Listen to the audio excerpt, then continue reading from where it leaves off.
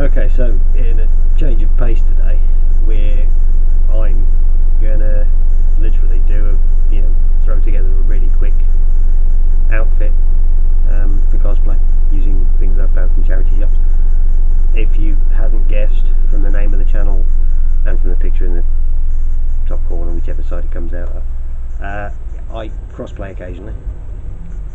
Not very well, admittedly, but it does mean that I do tend to mess about with what would stereotypically be girls' clothing. I myself, in the easiest sense to put it, I cross-dress and I'm gender fluid. So, sometimes we play about with Nerf guns, sometimes we play about with skirts.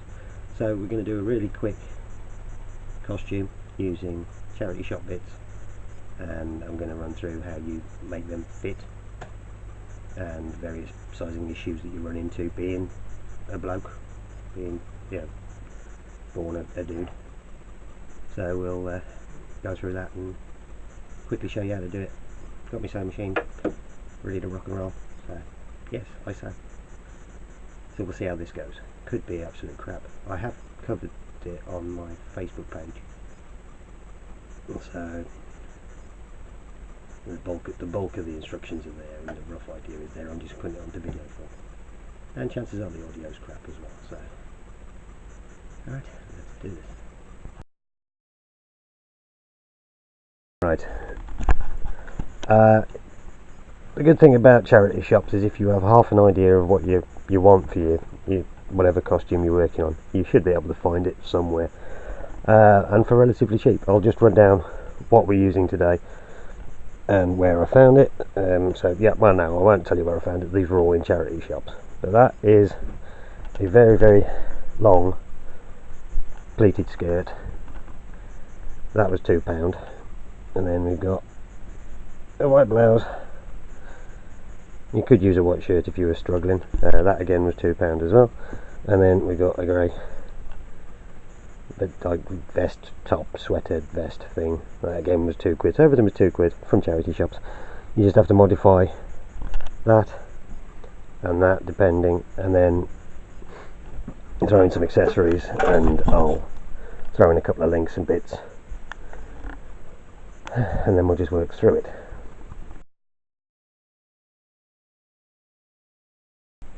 Right, now one of the many issues being bloke shaped is that girl sizes can be a bit of a bugger. So at the minute this skirt doesn't actually fit me, so what we do is we put it on and then you zip it as far as you can in the right place, and then you mark where the zip goes to, and that'll be where your new waistband sits. That's the easiest way I've found anyway. Rather than going out and buying a new zip, just use what's available on the skirt and on the material. Okay, the other thing to think about is that with women's shirts, women's blouses, they're designed for ladies. So us guys, we tend to have broader shoulders. So if you are going to wear any kind of prosthetic boobs or cleavage or whatever it might be, you need to allow size wise for that as well. So I know I can fit in a size 12 or a size 14 because of the size of my shoulders on this particular blouse. I've had to go up to a 16. The other thing as well is sleeve length. Now I want short sleeves. This thing has got 3/4 sleeves, so we will be adjusting those as well. Alright, so this skirt does actually have a liner as well. Don't know if you know that.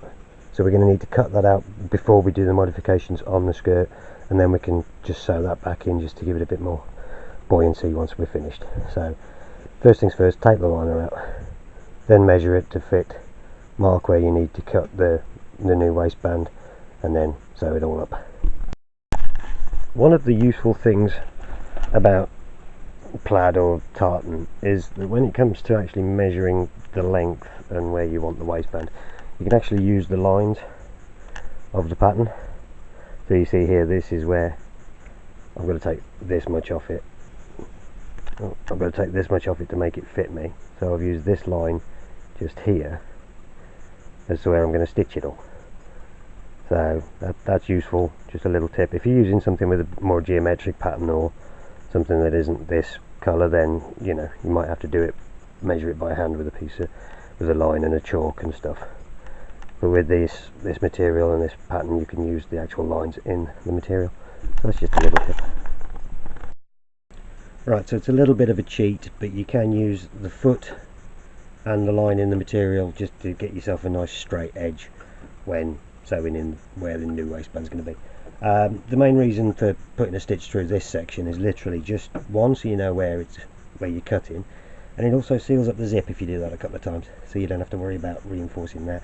The material, the cotton, gets wound around the actual teeth of the zip, and it just saves faffing. And as I say, it's useful because you can get a line where you need to trim it. It also gives you a line where you can then mount the new waistband to. So it's all about the prep. I got lucky. The other reason as well is if you need to take an awful lot out of the pleat, then the pleats do go loose at a certain point. I got lucky up here because it is stitched to itself at the top here. But if you were using a loose pleat down the bottom, and you needed to seal that so it wouldn't completely unravel. But it's just, you know, it just keeps the pleats all together and keeps the shape of the skirt. So we'll just carry on with that for a bit.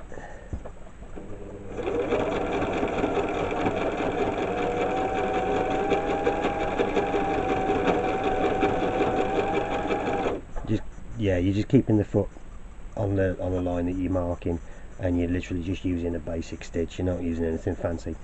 You could do this by hand if you had time, or if you didn't have access to a sewing machine. If you don't have access to a sewing machine, but this is just quicker in general. You can literally bash this out in about an hour in terms of taking the waistband off and shortening it and making a new waistband. So, you know, sewing machines are definitely the way to do it, but you can use hand stitch if you need to, especially as, you know, we got lucky, as I say, with the stitching on this. Okay, so now we've put a basic rough stitch across where we want to cut it. We can just cut this top section off now, and then we can work on shortening the skirt, creating the waistband, banging it all back together.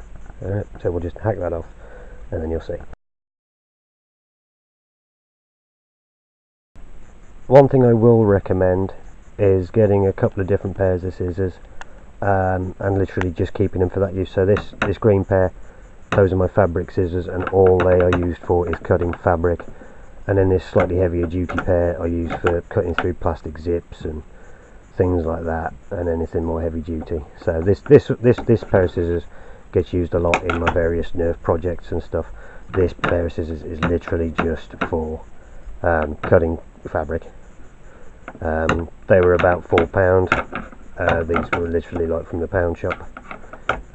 So it swings and roundabouts. You can get some pretty good scissors from somewhere like the pound shop, but you know, if you start using them for every other project under the sun, you're going to get them covered in glue and sawdust and stuff like that, whereas these are just for fabric, and I bought these from the fabric shop as well. So these are the ones that they were selling. So just something to think about. So what we're going to do, we're going to use these scissors to cut through the zip, and then once we're through that, we'll use these to cut the rest of this seam off. Okay, so now we've separated the old waistband that was too small from the main bit of the skirt that we're going to end up using as the costume. Now we need to make the new waistband. Now, before you do that, you're going to need the material to make it, and the easiest way to find that is quite literally cut the bottom off the skirt. Yeah, because you're going to want it shorter than it is anyway to match the rest of the look. So you literally need to work out where you want, because you see it's really long, so I mean you need to work out how short you want the skirt. So you put this where you need it, and then just literally mark down here out where you want the hemline of the skirt, and again, same again, stitch and cut, and then the excess is what we'll use for the waistband. Alright, so we'll get that measured and sewn and cut and stuff. Yep. Alright, so we've measured it, cut it, hemmed it, around about knee length. I would have liked maybe a smidge more, but that will work for what I need for it. It's again not a difficult stitch. You literally just fold over the unsewn edge and stitch it on itself using the lines in the material. So now we're working on the waistband. The beauty of using the bottom bit is that it gives you literally so much material left over because of it being pleated, so that should do more than enough. So we can work on the waistband now, and the easiest way to do that is wrap the excess material around yourself, measure where you want it to be, how big you want it to be, and then just cut that, fold it in half, sew it together, and then turn it inside out and sew it onto the skirt. So we'll get that done and stuff. So yeah. Alright, now we have the waistband sewn up and turned inside out. We will now go to the iron. We'll iron this flat. We'll re-iron all the pleats on the skirt itself, and then we'll start tacking it all back together again. This is just one thing that I like to do with pleated skirts. You don't have to. The iron should hold the crease anyway, but this is just something just to give it a bit more, just to make the creases a bit slicker. It's just a bit of spray starch. Doesn't have to be that manufacturer, but this is what I've got. Alright, so skipped a few stages, mostly just ironing and sewing, but the waistband is now on. Now I've got a button on it, the original button, which I cut off the original waistband and put on. My sewing machine is a bit, came with a foot just for buttonholes, so I use that there. You could, if you wanted to, just put a metal snap through. I've done that on others.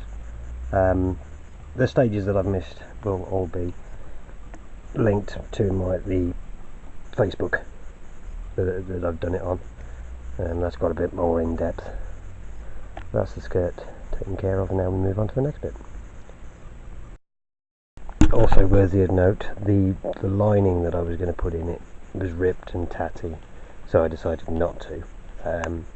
Again, that stage is covered, but I've just skipped it on this time because I don't feel that it needed the liner, to be honest. It would have been nice to put it in, but this is just knackered. So the next step is accessories and stuff, and shirt and shoes and things of that nature, so we'll crack on with them. Alright, so now we've taken care of the skirt, we've still got all this left over. That's the good thing about pleated skirts, is that they do use an awful lot of material, so you do end up with a lot left over. With this, we're going to make a bow. Alright, I hope I don't get any copyright strikes for this, but literally type "I wear a bow" into Google. This young lady has her own website, and there is a tutorial, very useful tutorial, on how to make one. So yeah, it gives you all the instructions there. It's the one I use. You can obviously change sizes, miss pieces out, depends on the style you want, but this is the basic bit that I use to create. So iwearabow.com, again, link in the description. So yeah, so we'll crack on with that now. Follow the instructions on the website, bit of modification, you end up with this. You can use Velcro for a closure, or you can, again, bang a button or a snap on. I've just put a snap on it, and you'll notice that it basically matches, which is quite cool.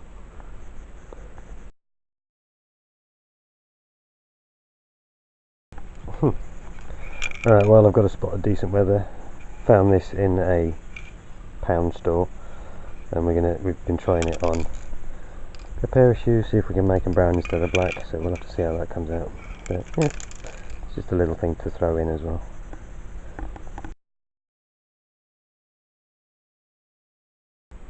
Not sure how well this is going to pick up the colours, but that spray's worked quite well, so that's nice.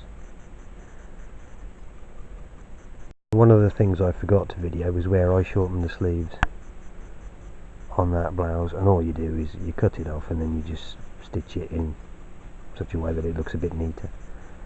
Yeah, but again, there's plenty of tutorials online for sewing and shortening sleeves and stuff like that. And then that's basically how it looks once you throw the sweater vest on. Skirt goes separately, pair of knee socks, pair of shoes, wig, makeup, etc, etc. So yeah, job's a good one. I've done a couple of these, so move on. So the good thing about doing costumes like this is they are relatively inexpensive. I mean, that was literally like 3 or 4 quid's worth of stuff 4 or 5 whatever quid's worth of gear from a charity shop, and then a pair of shoes. So much so that I've actually got a few more bits to work through to do more of the same. I've already done a couple of them. You know, if you're part of a group, you can all do one, or if you know it's suitable for both girls and crossplay, you know, cross dressers, whatever you want to call us. And also, you know, you can adjust the sizes to suit, so you can get a shirt that fits you, you can get a skirt that would work, you can adjust that as you've seen. So yeah, you can do groups. They even don't have to be the same colour. You know, if you find 2 skirts that are different and you and your friend want one piece, you'll still have the same stylised look, just different colours. So yeah, something to think about.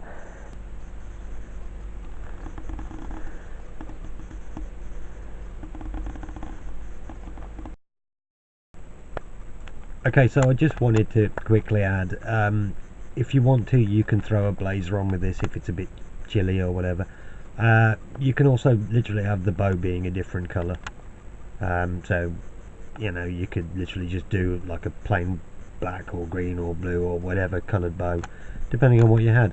There are plenty of tutorials on how to make skirts online, I found. So if you wanted to make one completely from scratch and not modify something, you could do that as well. But yeah, just enjoy yourself. You know, the way I look at it, it's recycling clothes that would otherwise be ignored or overlooked. So, you know, it's just something fun. And as I say, that has taken less than a day. So if you had a group and you needed something, you know, quickish, if you had a convention coming up or whatever and there was 4 or 5 of you, you could bang that out in a couple of days, you know, and fit it all accordingly. So yeah, right, I'm going to leave you there. You have fun. See you at the next time.